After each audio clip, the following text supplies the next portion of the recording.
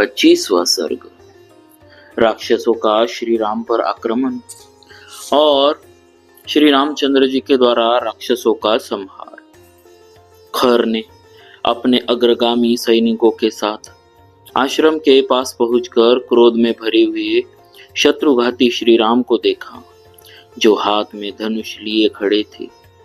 उन्हें देखते ही अपने तीव्र टंकार करने वाले प्रत्यंचा सहित धनुष को उठाकर सूत को आज्ञा दी, मेरा रथ राम के सामने ले चलो। खर की आज्ञा से सारथी ने घोड़ों को उधर ही बढ़ाया जहां महाबाहु श्री राम अकेले खड़े होकर अपने धनुष की टंकार कर रहे थे। खर को श्री राम के समीप पहुंचा देख शेनगामी आदि उसके निशाचर मंत्री भी बड़े जोर से सिंहनाद करके उसे चारों ओर से घेर कर खड़े हो गए। उन राक्षसों के बीच में रथ पर बैठा हुआ खर तारों के मध्य भाग में उगे हुए मंगल की भांति शोभा पा रहा था। उस समय खर ने सम्रांगण में सहस्त्रों बाणों द्वारा अप्रतिम बलशाली श्री राम को पीड़ित सा करके बड़े जोर से गर्जना की। तदनंतर क्रोध में भरे हुए समस्त निशाचर भयंकर धनुष धारण करने वाले दुर्जय वीर श्री राम पर नाना प्रकार के अस्त्र शस्त्रों की वर्षा करने लगे। उस समरांगन में रुष्ट हुए राक्षसों ने शूरवीर श्री राम पर लोहे के मुद्रों, शूलों, प्रासों, खड़गों और फरसों द्वारा प्रहार किया। वे मेघों के समान काले विशालकाय और महाबली निशाचर रथों, घोड़ों और पर्वत शिखरों के समान गजराजों द्वारा कुकुत्स्य कुलभूषण श्री राम पर चारों ओर से टूट पड़े। वे युद्ध में उन्हें मार डालना चाहते थे। जैसे बड़े मेघ गिरिराज पर जल की धाराएं बरसा रहे हो, उसी प्रकार वे राक्षसगण श्री राम पर बाणों की रुष्टि कर रहे थे। क्रूरतापूर्ण दृष्टि से देखने वाले उन सभी राक्षसों ने श्री राम को उसी प्रकार घेर रखा था जैसे प्रदोष संज्ञक तिथियों में भगवान शिव के पार्षदगण उन्हें घेरे रहते हैं। श्री रघुनाथ जी ने राक्षसों के छोड़े हुए उन अस्त्र शस्त्रों को अपने बाणों द्वारा उसी तरह ग्रस लिया जैसे समुद्र नदियों के प्रवाह को आत्मसात कर लेता है। उन राक्षसों के घोर अस्त्र शस्त्रों के प्रहार से यद्यपि श्री राम का शरीर क्षत विक्षत हो गया था, तो भी वे व्यतीत या विचलित नहीं। जैसे बहुसंख्यक दीप्तिमान वज्रों के आघात सहकर भी महान पर्वत अड़िग बना रहता है, श्री रघुनाथ जी के सारे अंगों में अस्त्र शस्त्रों के आघात से घाव हो गए थे। वे लहूलुहान हो रहे थे। अतः उस समय संध्या काल के बादलों से घिरे हुए सूर्यदेव के समान शोभा पा रहे थे। श्री राम अकेले थे। उस समय उन्हें अनेक सहस्त्र शत्रुओं से घिरा हुआ देख देवता, सिद्ध, गंधर्व और महर्षि विषाद में डूब गए। तत्पश्चात श्री रामचंद्र जी ने अत्यंत कुपित हो अपने धनुष को इतना खींचा कि वह गोलाकार दिखाई देने लगा। फिर तो वे उस धनुष से रणभूमि में सैकड़ों हजारों ऐसे पैने बाण छोड़ने लगे जिन्हें रोकना सर्वथा कठिन था, जो दुस्सह होने के साथ ही कालपाश के समान भयंकर थे। उन्होंने खेल खेल में ही चील के परों से युक्त असंख्य सुवर्ण भूषित बाण छोड़े। शत्रु के सैनिकों पर श्री राम द्वारा लीला पूर्वक छोड़े गए वे बाण कालपाश के समान राक्षसों के प्राण लेने लगे। राक्षसों के शरीरों को छेद कर खून में डूबे हुए वे बाण जब आकाश में पहुंचते तब प्रज्वलित अग्नि के समान तेज से प्रकाशित होने लगते। श्री राम के मंडलाकार धनुष से अत्यंत भयंकर और राक्षसों के प्राण लेने वाले असंख्य बाण छूटने लगे।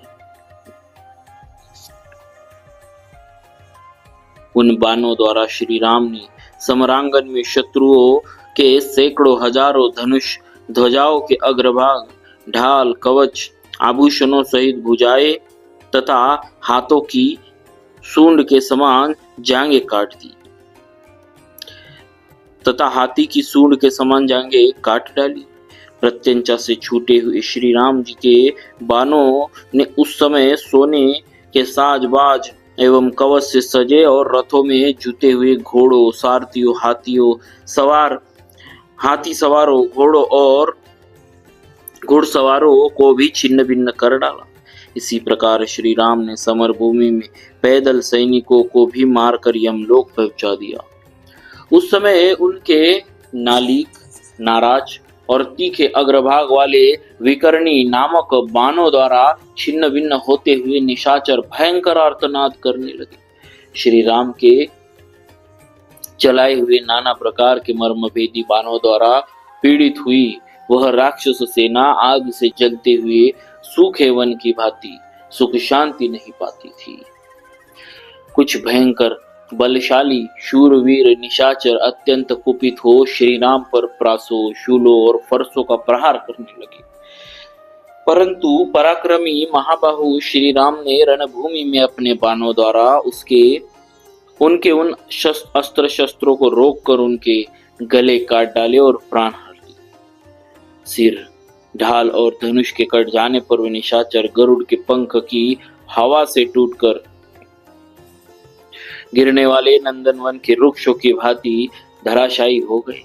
जो बचे थे वे राक्षस भी श्रीराम के बाणों से आहत हो विषाद में डूब गए और अपनी रक्षा के लिए खर के पास ही दौड़ गए।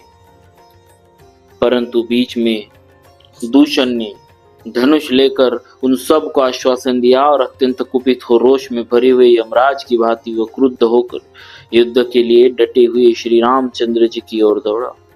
दूषण का सहारा मिल जाने से निर्भय हो वे सब के सब फिर लौट आए और साखू, ताड़ आदि के वृक्ष तथा पत्थर लेकर पुनः श्री राम पर ही टूट पड़े। उस युद्ध स्थल में अपने हाथों से शूल, मुद्रर और पाश धारण किए वे महाबली निशाचर बाणों तथा अन्य अस्त्र शस्त्रों की वर्षा करने लगे। कोई राक्षस वृक्षों की वर्षा करने लगे तो कोई पत्थरों की। उस समय इन श्री राम और उन निशाचरों में पुनः बड़ा ही अद्भुत, महाभयंकर, घमासान और रोमांचकारी युद्ध होने लगा। वे राक्षस कुपित होकर चारों ओर से पुनः श्री रामचंद्र जी को पीड़ित करने लगे। तब सब ओर से आए हुए राक्षसों से संपूर्ण दिशाओं और उपदिशाओं को घिरी हुई देख बाण वर्षा से आच्छादित हुए महाबली श्री राम ने भैरवनाद करके उन राक्षसों पर परम तेजस्वी गांधर्व नामक अस्त्र का प्रयोग किया। फिर तो उनके मंडलाकार धनुष से सहस्त्र बाण छूटने लगे। उन बाणों से दसों दिशाएं पूर्णतः आच्छादित हो गई। बाणों से पीड़ित राक्षस यह नहीं देख पाते थे कि श्री रामचंद्र जी कब भयंकर बाण हाथ में लेते और कब उन उत्तम बाणों को छोड़ देते। वे केवल उनको धनुष खींचते देखते थे। श्री रामचंद्र जी के बाण समुदाय रूपी अंधकार ने सूर्य सहित सारे आकाश मंडल को ढक दिया। उस समय श्री राम उन बाणों को लगातार छोड़ते हुए एक स्थान पर खड़े थे। एक ही समय बाणों द्वारा अत्यंत घायल हो एक साथ ही गिरते और गिरे हुए बहुसंख्यक राक्षसों की लाशों से वहां की भूमि पट गई।